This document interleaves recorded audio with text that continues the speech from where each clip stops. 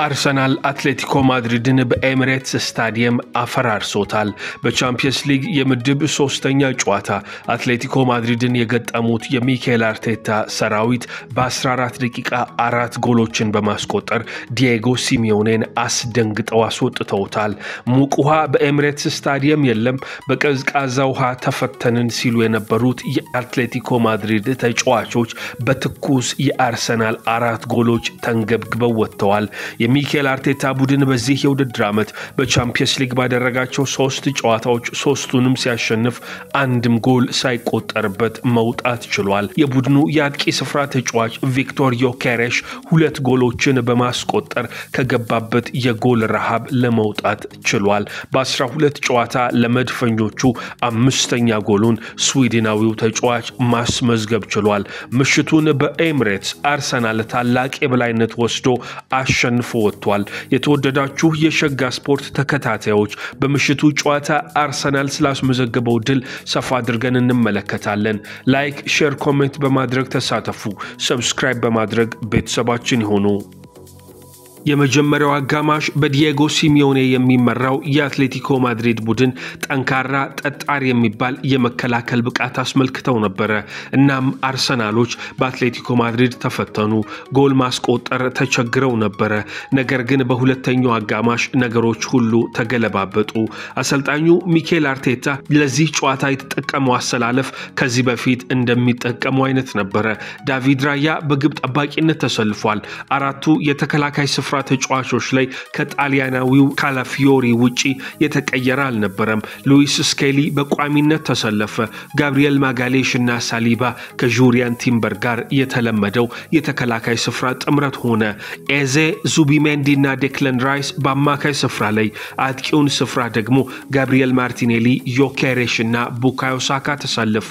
ከዚህ በፊት በነበሩ ተከታታይ ጨዋታዎች ቋሚ ሆኖ ሲሰለፍ የነበረው ሊያንድሮ ትሮሳርድ ወደ ተጠባባቂነት ወረደ። ይህ አሰላለፍ በመጀመሪያው አጋማሽ አርሰናሎች እንዲፈተኑ አስገድዷቸው ነበር። በአርሰናል በኩል የተመለከትነው ጠንካራ የሚባል ሙከራ ኤበሬቺ ኤዜ ተጨናግፎ የነበረው ኳስ አንግል ገጭቶበት ሲወጣ ያየነው ነው። በአትሌቲኮ ማድሪድ ሁሊያን አልቫሬዝ የዳቪድ ራያን መውጣት ተመልክቶ የላካት የረጅም ርቀት ኳስ በመጀመሪያው አጋማሽ የሚጠቀሱ ጥሩ ሙከራዎች ነበሩ። በዚህ 45 ደቂቃ አርሰናል ወደ አትሌቲኮ ማድሪድ የግብ ክልል በተደጋጋሚ መድረስ ቸግሮት ነበር። እናም ደጋፊዎች በሁለተኛው አጋማሽ ነገሮች ተመሳሳይ ሊሆኑ እንደሚችሉ ጠርጥረው ነበር። ግን ሁሉ ነገር 57ኛው ደቂቃ ላይ ተቀየረ። ዴክላን ራይስ ከቅጣት ምት ያሻማውን ኳስ ጋብሪኤል ማጋሌሽ ወደ ጎልነት በመቀየር መድፈኞቹን ቀዳሚ ያደረገ። ከዚያ በኋላ ደግሞ ጋብሪኤል ማርቲኔሊ ብራዚላዊው የመስመር አጥቂ ሁለተኛ ጎሉን ከሉዊስ ስኬሊ በመቀበል ወደ ጎልነት ቀየረ።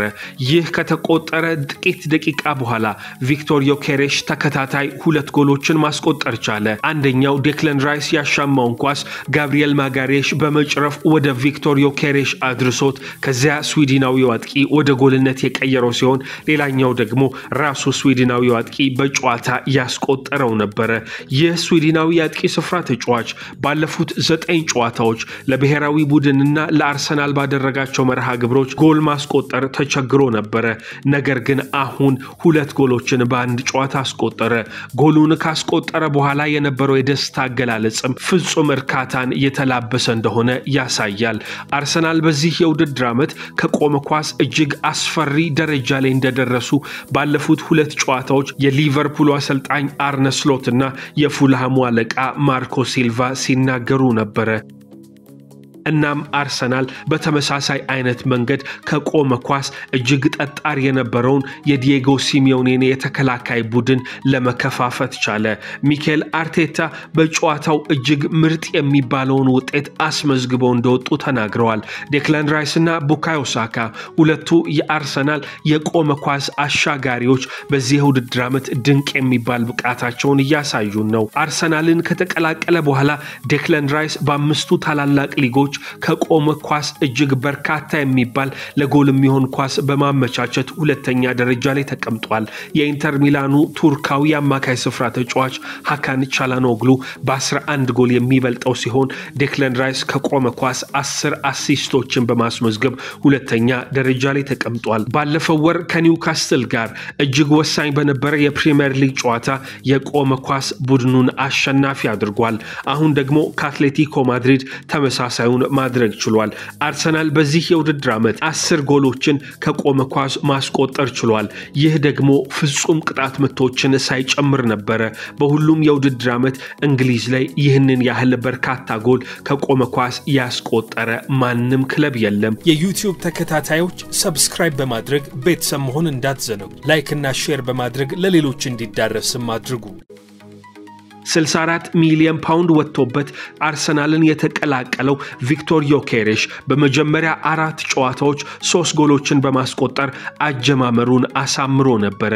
ይህ የ27 ዓመት ተጫዋች የካይ ሃቨርትስ መጎዳት ተከትሎ በአርሰናል ቤት ከተጠበቀው በላይ በርካታ ጨዋታዎችን ለማድረግ ተገዷል። ከ12 ጨዋታዎች መካከል 7ቱን 90 ሙሉ ደቂቃዎች ለመጨረስ ተገዷል። ሚኬል አርቴታ ይህ ተጫዋች ጎል ባላስቆጠረ ባቸው 7 ጨዋታዎች ጭምር እያበረታታው ሲወጣ ነበር። እንቅስቃሴዎቹን ያደንቅለታል። ነገር ግን ትላንትና ይህ የአጥቂ ስፍራ ተጫዋች ትዕግስቱ ወደ ጎልነት ተቀየረለት። 2 ጎሎችን በማስቆጠር የጨዋታው ኮከብ ተብሎ መውጣት ችሏል። የ27 ዓመቱ ተጫዋች በ102 ጨዋታ 97 ጎሎችን ለስፖርቲንግ ሊዝበን ማስቆጠር የቻለ ነበር። በሁለት የውድድር ዓመት ያስመዘገባቸው ቁጥሮች እጅግ አስፈሪ ነበሩ። ነገር ግን በአርሰናል ቤት አጀማመሩ ከበድ ያለ ይመስል ነበር።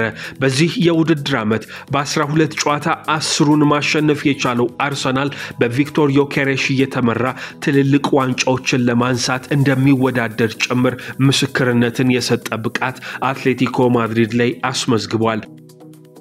ቀጣይ እሁድ ከክሪስታል ፓላስ ጋር ፈታኝ የሚባል ጨዋታ መድፈኞቹ ያደርጋሉ። የአትሌቲኮ ማድሪዱን ፍልሚያ ግን በታላቅ ብቃት መወጣት ችለዋል። ከጨዋታው በኋላ የተሰጡ አስተያየቶች የአርሰናልን የበላይነት የሚያሳዩ ናቸው።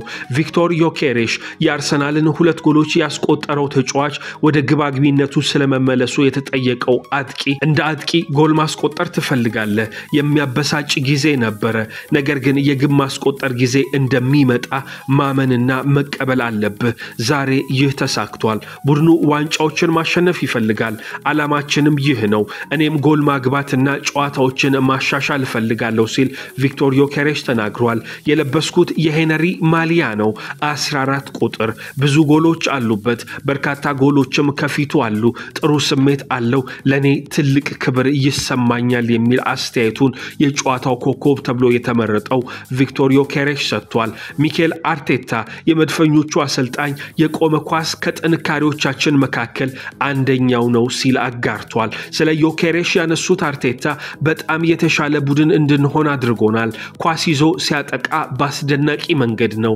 ሁሉም የቡድን አጋሮቹ ለእርሱ ደስተኞች ናቸው።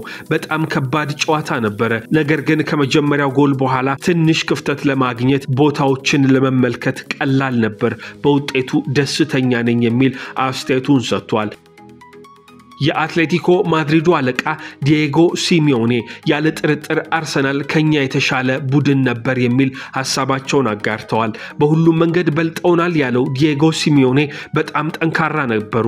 ከመጀመሪያው ጎል በኋላ ጨዋታውን ወደሚፈልጉት መንገድ ወስደውታል። አርሰናል በዘንድሮ የውድድር ዘመን ከገጠሙን ቡድኖች ሁሉ በጣም ምርጡ ቡድን ነው። ስለ ቡድኔ ምንም አልልም። ጥሩ ተጫውተዋል። ነገር ግን በተሻለ ቡድን ተሸንፈዋል። ተጋጣሚያችን እንኳን ሳላችሁ ብለው መሄድ ነው ያለባቸው ሲሉ አስተያየታቸውን ሰጥተዋል። የቡድኑ አምበል ኮኬ ጨዋታውን ተቆጣጥረን ነበር፣ አርሰናል ረጃጅም ናቸው የሚል ሐሳቡን አጋርቷል። ጨዋታውን ተቆጣጥረን ነበር ያለው ኮኬ በሁለተኛው አጋማሽ የበለጠ ተቆጣጥረናል። የመጀመሪያውን ጎል በቆመ ኳስ አስቆጠሩብን።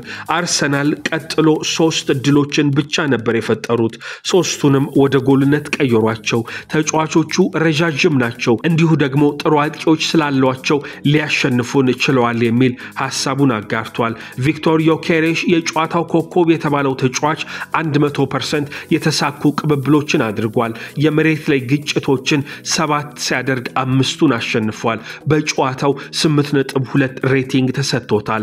የአርሰናሉ የመሃል ተከላካይ ጋብሪኤል ማጋሌሽ 22ኛ የአርሰናል ጎሉን ማስቆጠር ችሏል። ከ2020 በኋላ በአውሮፓ 5ቱ ታላላቅ ሊጎች የዩቲዩብ ተከታታዮች ሰብስክራይብ በማድረግ ቤተሰብ መሆን እንዳትዘነጉ። ላይክ እና ሼር በማድረግ ለሌሎች እንዲዳረስም አድርጉ። የአርሰናሉን የመሃል ተከላካይ የሚስተካከል ተጫዋች የለም። 22 ጎሎችን ከ2020 በኋላ ማስቆጠር ችሏል። በአውሮፓ 5ቱ ታላላቅ ሊጎች ማንም የመሃል ተከላካይ ይህንን ያህል ጎል ያስቆጠረ የለም። የውድድር ዓመቱ ገና እንደተጀመረ ነው። የበለጠ መግፋት አለብን። በእንቅስቃሴያችን መቀጠል አለብን። በቡድናችን እናምናለን። ነገሮችን ማሸነፍ እንደምንችልም እናውቃለን የሚል አስተያየቱን ጋብሪኤል ማጋሌሽ ጋቢ ሐሳቡን አጋርቷል። 2 ጎሎችን ያስቆጠረው ቪክቶር ዮኬሬሽ አክሎ ሲናገር የቡድን አጋሮቼ አስደናቂ ናቸው። በቡድን ውስጥ የማሸነፍ ስሜት አለ። ጥንቁቆች መሆንና ትክክለኛ ነገር ማድረግ አለብን። እንዲሁም በቀጣይ ጨዋታዎች ማሻሻልን መቀጠል አለብን። ምክንያቱም ሁል ጊዜ ለዋንጫ የምንሄድ ቡድን ነን። አርሰናል በቻምፒየንስ ሊግ 3ኛ ጨዋታ 3ኛ ድሉን ማሳካት ችሏል። ደግሞ በጣም በሚገርም መንገድ 3ቱንም የቻምፒየንስ ሊግ ጨዋታዎች በክሊን ሺት ወጥቷል። የመክፈቻ ጨዋታውን አትሌቲክ ቢልባውን ከሜዳ ውጪ ገጥሞ 2-0 ማሸነፉ ይታወሳል። ደግሞ በሜዳው ኦሎምፒያኮስን 2-0 ረታ። አሁን ደግሞ አትሌቲኮ ማድሪድን 4-0 በሆነ ውጤት ማሸነፍ ችሏል። የተወደዳችሁ የሸጋ ስፖርት ተከታታዮች መድፈኞቹ ስላስመዘገቡት ድል የተሰማችሁን ሐሳብ በኮሜንት ሴክሽን ላይ አጋሩን። ላይክ፣ ሼር፣ ኮሜንት በማድረግ ተሳተፉ። ሰብስክራይብ በማድረግ ቤተሰባችን መሆኑን እንዳትዘነጉት።